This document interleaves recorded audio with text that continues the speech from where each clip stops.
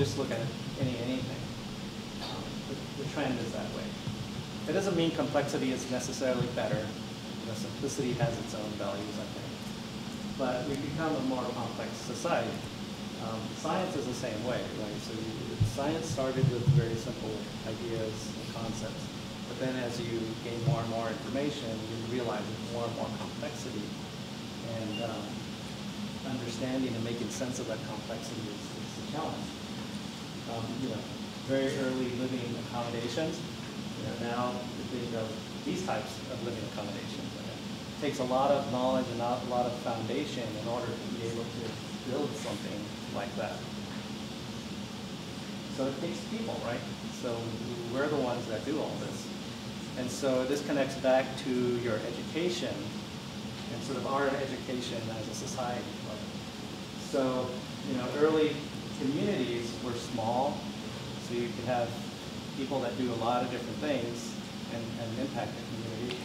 Whereas now society can be very big, okay, and you can't have any one person who does a lot of things, but in fact, the trend is that you have a person that specializes more in one area, and that you have a lot of people working together to achieve those big things. So it's becoming more and more difficult to become a jack of all trades, per se, that you can specialize in everything and have a broad foundation. And that's, I think, reflected in an educational career. So, high school has sort of reached saturation over time. So, about 90% of people get their high school graduation or more. But if you look at 1950, hardly many people, got their bachelor's degree. And then over time, this has steadily gone up, okay, over time. And part of that, I suspect, is that, we require more education for us to get to the same level or to a functional level of understanding that you could do the types of jobs that the society is demanding of you. So it just requires a lot more time and educational process. And so this, I suspect, will continue to grow over time. But that doesn't show as sort of the PhD level and above. But this relates to pay and sort of compensation, right?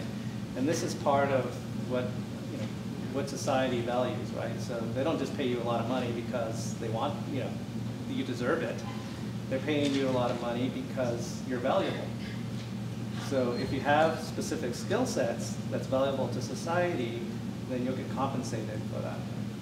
So if you look at compensation versus educational attainment, it's pretty self-evident. So, in some college, you have a median weekly earnings in 2010, 712, bachelor's degree over 1,000, master's about 1,300, professional degree and doctoral degree up about 1,500, 1,600. And consequently, if you look at the unemployment rate, it's the inverse, right? So those with less than a high school or high school diploma have very high unemployment rates. Probably because those are the easiest to let go.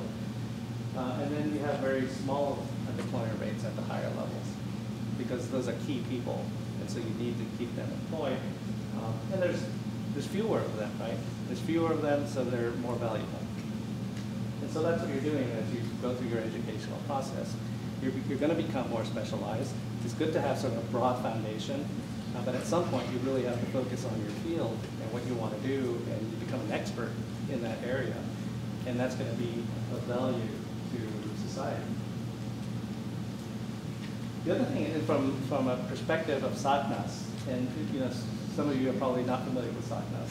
It stands for the Society for Advancement of Chicanos and Hispanics and Native Americans in Science.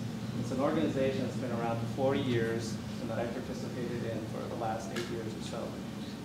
But there's a reason behind the existence of this organization, and that's that if you look at the difference among races and cultures, native born, foreign born, in regards to those that earned a bachelor's degree or higher, you see that Latinos have very small attainment numbers for bachelor's degrees. And if you look at the PhD level, it's even lower. And the mission of SACNAS is really to promote the advancement of PhD or advanced degree level attainment in the sciences for Hispanic and Native American students, because there really is a disparity there. And you know, as the population continues to grow, if we don't get those numbers to change, that can really have a negative impact on society, and we really want to try to keep that from happening. So we have SACNAS. A lot of community college chapters have grown, including yours. I'm glad to see you have one now. The Bay Area is a hotbed of that. There's many, many chapters. All the major universities in the area have a chapter as well. So it's a great networking tool. You know, you don't have to be Native American or Latino to be part of it. You know, you just have to believe in the mission. But use it as a tool. Use it as a tool to network. Use it as there's a national conference. All the major universities exhibit there. They're recruiting for their graduate programs and internship programs in the summer. That's another great way to get involved with research is, you know, in your summertime, you know, get involved in an internship and learn some techniques and skills that, if you want to have a scientific career, will really be helpful. Okay, so I think that's it. If you have any questions, I'll be happy to answer.